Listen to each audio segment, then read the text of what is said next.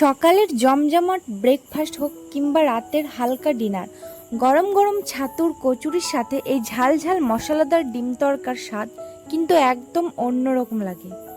খুব কম সময়ে একদম সহজ উপায়ে আজকে বানিয়ে দেখাবো দোকান স্টাইল এই মজাদার রেসিপি। তাহলে চলুন আর দেরি না করে সোজা রান্না শুরু করি। ডিম তড়কা বানানোর জন্য আমি ডালটা আগে থেকে প্রায় 4-5 ঘন্টা ভিজিয়ে রেখেছিলাম। এতে ডাল খুব তাড়াতাড়ি সেদ্ধ হয় আর খেতেও অনেক ভালো লাগে।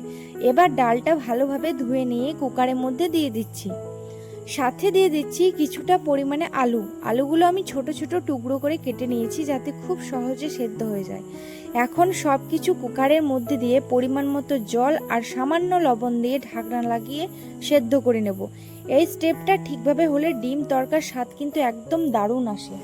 এবার আমি তড়কার জন্য মশলাটা রেডি করে নিচ্ছি। এখানে নিয়েছি আদা রসুন বাটা, লঙ্কার গুঁড়ো, কাশ্মীরি লঙ্কার গুঁড়ো, হলুদ গুঁড়ো, ধনে গুঁড়ো আর সামান্য জিরা গুঁড়ো।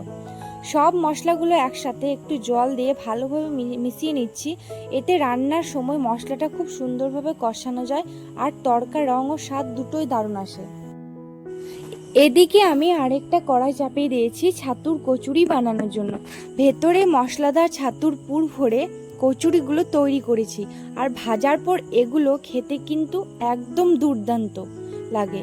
এই গরম গরম ছাতুর কচুরির সাথে আজকের ঝাল ঝাল ডিম তড়কার কম্বিনেশনটা হবে একদম পারফেক্ট।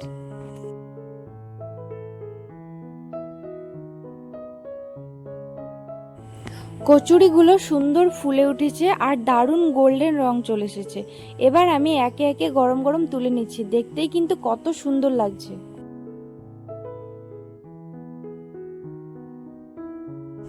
এবার আমি দুটো ডিম ফাটিয়ে ভালোভাবে ফেটিয়ে নিচ্ছি।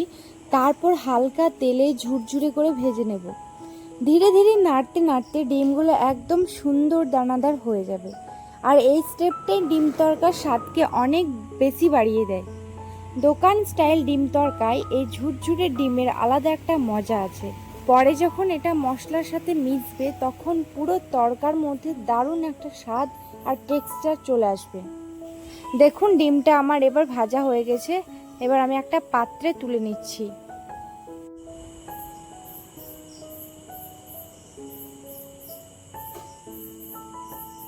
এবার আমি ওই কড়াইটার মধ্যে পরিমাণ মতো তেল দিয়ে দিলাম। তেলটা ভালোভাবে গরম হয়ে গেলে প্রথমে দিয়ে দিচ্ছি জিরা, দুটো শুকনো লঙ্কা আর তেজপাতা। ফোড়নটা তেলের মধ্যে পড়তেই কিন্তু দারুণ একটা গন্ধ বেরোতে শুরু করে। এই স্টেপটাই রান্নার স্বাদ অনেকটা বাড়িয়ে দেয়।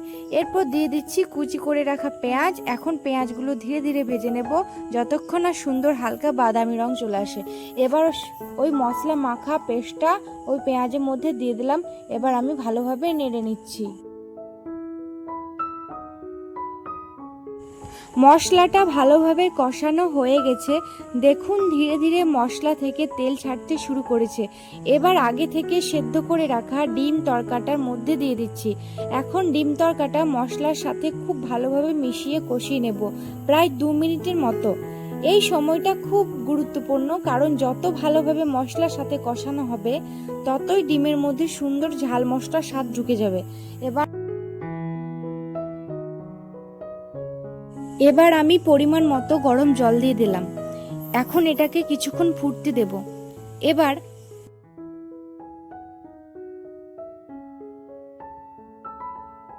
তড়কাটা একটু ঘন হয়ে আসার পর দিয়ে দিচ্ছি সামান্য গরম মশলার গুঁড়ো আর কাসুরি মেথি হাতের মধ্যে হালকা চটকে দিলে একটা দারুণ গন্ধ বেরোয় আর পুরো ডিম তড়কার স্বাদ অনেকটাই বাড়িয়ে দেয়।